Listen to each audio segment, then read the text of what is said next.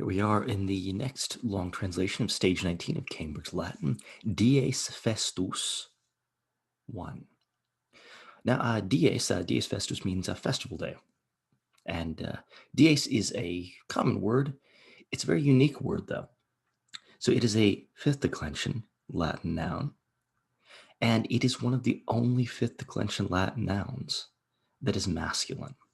Remember that Dies means day, and that day is associated with light, and that light is usually associated with masculinity. At least in the ancient world, they were a bit misogynistic. Most fifth declension nouns are feminine. Almost all of them are feminine. But Dies isn't. So it's that's why we can tell that we can tell it's masculine because it's being modified by Festus, which is second declension, and it's masculine there. So festival day 1. Civis laeti erant. The citizens were happy. Too easy. Nam iems erat confecta. For winter had finished. Erat confecta, you can think of it as literally as was a thing having been finished. So confecta is a perfect past participle. But if you put those two together, it's a verbal tense that we haven't learned yet called pluperfect passive. Now, don't worry about it for now. Just know that in this passage, it had finished. Winter had finished. Iam primus dies veris erat. Now was the first day of spring. So iam means now. Primus is modifying dies. Primus dies, first day. Veris is genitive from where, and that means spring. It's where we get the word vernal. So you know that there's a vernal equinox and a autumnal equinox. So vernal means spring. So now is the first day of spring. Iam sacerdotes diam isidem provias orbis ad portam ferre sollevant. Now priests were used to bear the goddess Isis through the streets of the city to the port. Remember that the port is a fourth declension, but it looks like a second declension in the accusative. All right, iam is still an adverb. See, that takes an accusative. Orbis is genitive going with vias. Soleo, to be accustomed to or used to, takes an infinitive. And ferre is to bring or to bear. All right, so let's go to the next line. Pompa quam plurimi Alexandrini spectare volebant.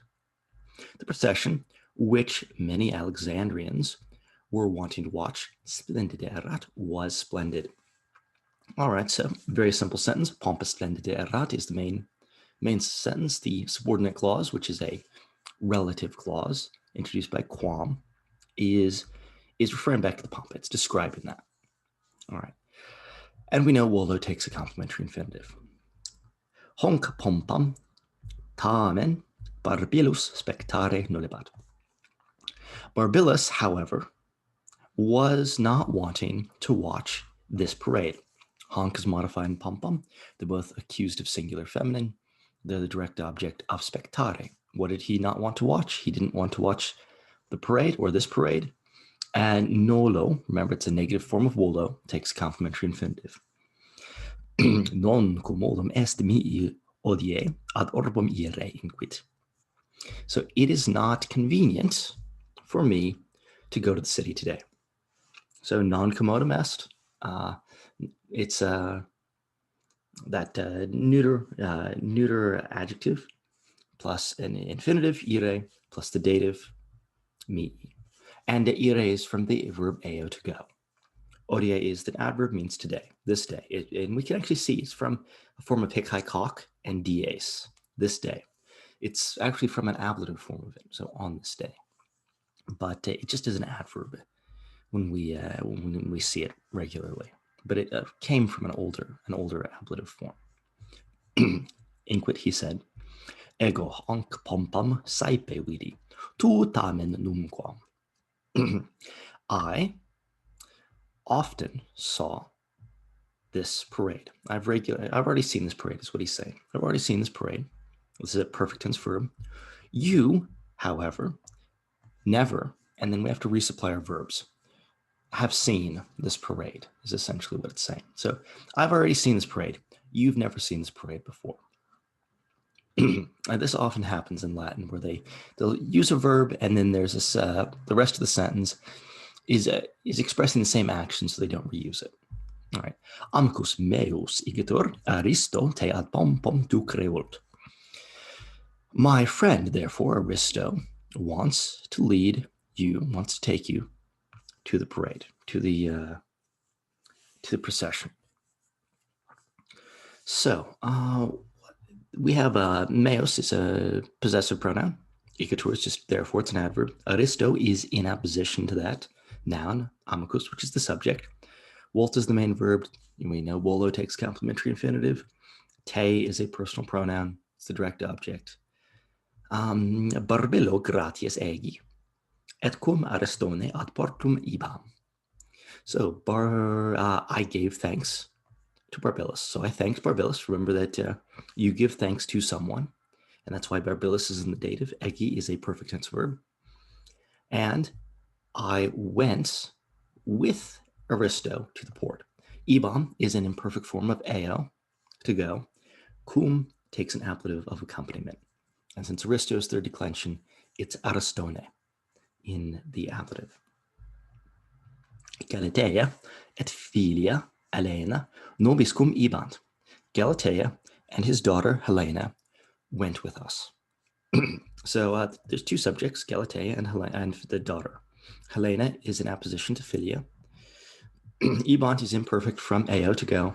And nobis cum is the personal pronoun, nobis, in the ablative, right? And it's with the preposition cum. Usually it's cum nobis with us. Well, not usually. It's actually usually nobis cum, te cum, nobis cum, me cum. The cum, for some reason, in this construction usually is appended to the back of that personal pronoun. Even though you would ordinarily expect the cum to come first, you'll see this a lot, and so you'll get used to it. Vias urbis iam complebant civis Alexandrini. Alexandrian citizens were filling the streets of the city now. The Alexandrian citizens were now filling the streets of the city. Urbis is genitive. This is an imperfect verb. Ubi portui apropinquabamus Galatea filiam et meritum assidue vituperabant. So when we were approaching the port, Galatea was continually yelling at her, we'll supply that, was yelling at her daughter and husband. All right, so ubi right here can mean when or where. It's probably not going to be where, just based on the context. We'll say when. Apropinquo, which is in the imperfect here, it takes a dative direct object, so you draw near to something. And here's our main clause. Galatea is the subject. She was cursing, she was yelling at, in the imperfect, these two individuals, the daughter and husband. And this is an adverb. Assidue means continually. And this is what she said. Helena, noli festinare tole caput. Pardon me. Aristo, emoe, anc torbam Alexandrinorum, totam viam complet. In magno periculo sumus. All right. So the first thing is Helena. Don't rush, don't hurry.